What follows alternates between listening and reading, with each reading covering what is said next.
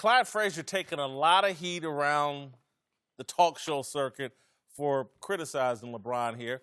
I don't have a problem with what Clyde is saying because, and my deal is consistency. About being a leader is about consistent behavior. How do you behave when you're winning and things are going good? How do you behave when you're losing and things aren't going well? And I think it's clear as day, not just with the bench incident, but almost everything about LeBron when the team, things aren't going well, changes from when the things are going well. I think LeBron's a bad leader, and I think he's going to struggle as the leader of the Lakers franchise moving forward. I think these young guys are going to struggle to feel inspiration from LeBron as anticipated when LeBron lands on your squad. You're probably excited. You're so enthusiastic about, wow, I get to play with the best player playing right now and learn so much game from him. But what's happened is LeBron has protected himself, his brand, and created a safe distance from what this Lakers team looks like. We all know about the trade demands. And if you're one of these players, you're like, LeBron is almost trying to fatten me up to lead me to the slaughter because all he's trying to do is beef me up for trade value, to beef me up to actually be out of this place, not in this place. And I think that's just a difficult situation. The dynamics are obvious. The optics are real. That LeBron is like Kobe did this at a time.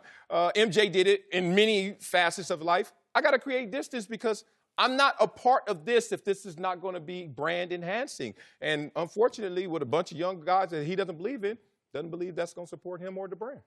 So I think Clyde dead wrong in this situation. If you look at his history where LeBron has sat at on the bench, that's where he sits. Sits in the last seat. When I played, that's where I sat, the last seat. If he just came out of the game, he's not going to be a part of the timeout. If he had been sitting on the bench, he probably got up, saw what was going on. It had nothing to do with him.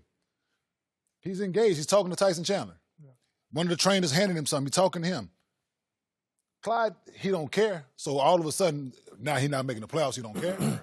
So the previous 15 years where everything, so he cared. Now all of a sudden, I go playoffs. He don't care all of a sudden. Yeah, like I'm not buying. I think he's reaching. There's a few things that I have a problem with. Kenyon and I were talking about this during the break about LeBron. I disagree, Jason, when it comes to like he's a bad leader. Maybe this year, LeBron has been not spoiled, but LeBron has not only spoiled the fans and other people that surrounded him, but he spoiled himself to where it's like his patience is short. You never saw that because his other teams were so good. And the teams that weren't good or played bad and had bad stretches, you saw LeBron's personality come out. Very spoiled-like. He's super happy when things are going well, and then he's like poo-poo when things are going bad. We know that about LeBron. Can his leadership skills be better? Can his body language be better? Yes, it can. Kenyon and I were talking about this in the back. I was upset with, forget that sitting at the end of the bench because that's what he always does. What I was upset, and Clyde, I love you, Clyde, but come on, man, don't get into the narrative so much that you start to make things up about LeBron when it comes to that. Now check this one out. LeBron, I don't like, there's one thing I don't like about LeBron. He doesn't have a go-to. Like, at the end of the game, even if the Knicks catch up, at the end of the game, he don't even have a go-to. Why would you let Mario, no disrespect to Mario, block your shot where you should be, you 6'8", 6'9", like Kenyon, you should be 15 feet from the basket, waiting for a double team, shooting over somebody for a game winner. Those are things that I don't like about LeBron. His body language when things are really bad, his go-tos at the end where he can close games out because he could have done it a few times this year and we would be in a different storyline. It's just, I don't know. But as far as being a leader, I think he's still a leader. Thank you. This looks like the Titanic sinking. The greatest ship ever built is starting to sink. And again, when you go, 4-15 in the fourth quarter, your decision makings on what type of shots you're taking, there was no ball movement. It was all ISO again.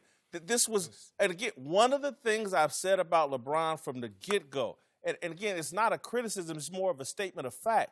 When you grow up the way he did in poverty, no father, a very young mother, you start to rely on yourself over everybody else. Yeah. More than, and that, when I see LeBron as a basketball player isolating himself on the court, off the court, it's like it's just me in this world. So if he's winning, is that a problem though?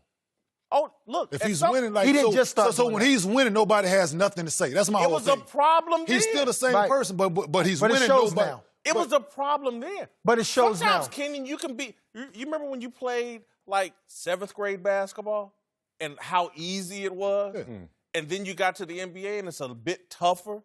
Again, when he was so much more talented than everybody else at his peak in his 25 to 32-year-old space, you can get away with all this lack of leadership and different energy. So you're saying his stats are fluffed, Jace? No, I'm not saying stats. No, but did you say decline, though? I did say Marcellus. decline. No, I don't think he's in decline. I think what's happening is he's not engaged.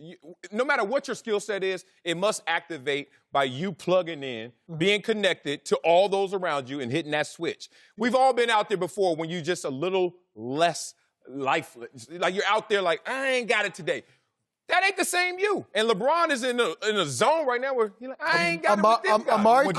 Amari Cooper and Khalil Mack. Amari Cooper and Khalil Mack. Yeah. They both leave because of a dysfunctional situation. Amari Cooper goes to right, but I'm saying but they got traded. But my point I'm trying to make is how Amari Cooper was in Raiders, and then Amari Cooper with the Cowboys. Totally different. Randy Moss.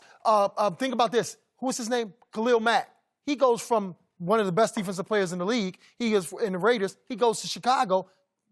Totally different person, personality-wise. And I think when you have a different base for LeBron James around him that he's used to, all of us have our little, that's true. two personalities. But let's go with Marcellus's analogy.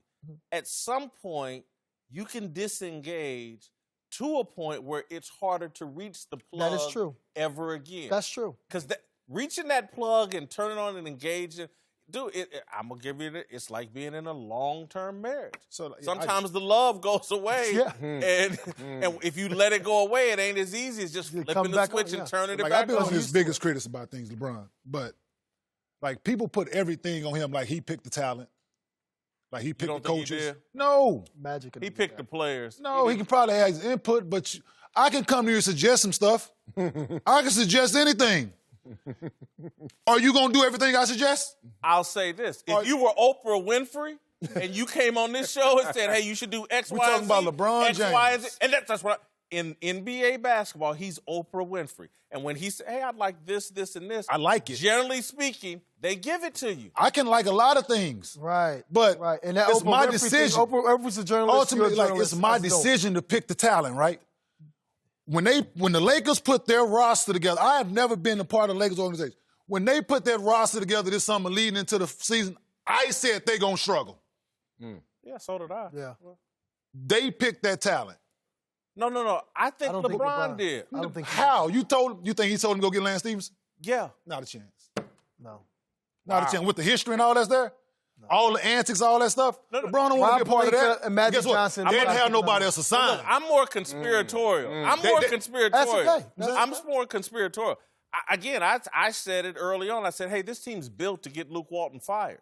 If nobody got injured, they'd be in the playoffs. Oh, stop. And that's LeBron's fault? Stop. That's LeBron's fault? If nobody got injured, they would be in the playoffs. What they'd be a 7th or 8th seed. Okay, They'd be going still the nowhere. playoffs. A 7th or 8th seed. They still be the going nowhere. And LeBron James would be happy. Oh, but right now, he's not happy. Going nowhere. He'd be in it. About ready to get stopped by Golden State. He'll be in it. None of this Man, we y'all talking about better right stop. now. We've been talking about none We of this. just went to the place where if a team stayed healthy for 82 games, No. y'all came on TV prepared to say that. No, I had to say what? LeBron James was out, Rondo was out, Kuzma was out. It was like I'm the 4 one or to tell 5 you, guys I didn't out. think they had a good roster to start the season. So did I give them a shot? Not really, not in the West. Not with that roster, with the way that the NBA is shaped up now, with shooting has to be priority. Yeah. On that roster? Right. No. That's hard. And what chance? I like Tyson Chandler, right? What chance did you like give as the a Clippers person. going into the season? Because sometimes your you Clippers? just overachieve. With your Clippers? Damn right. Sometimes you can overachieve. Try to do that every year. You try to do that every year. You try to do that every the year. Lakers, but they playing much together. as you- come don't on, need man. they're proving you don't need a superstar to be competitive.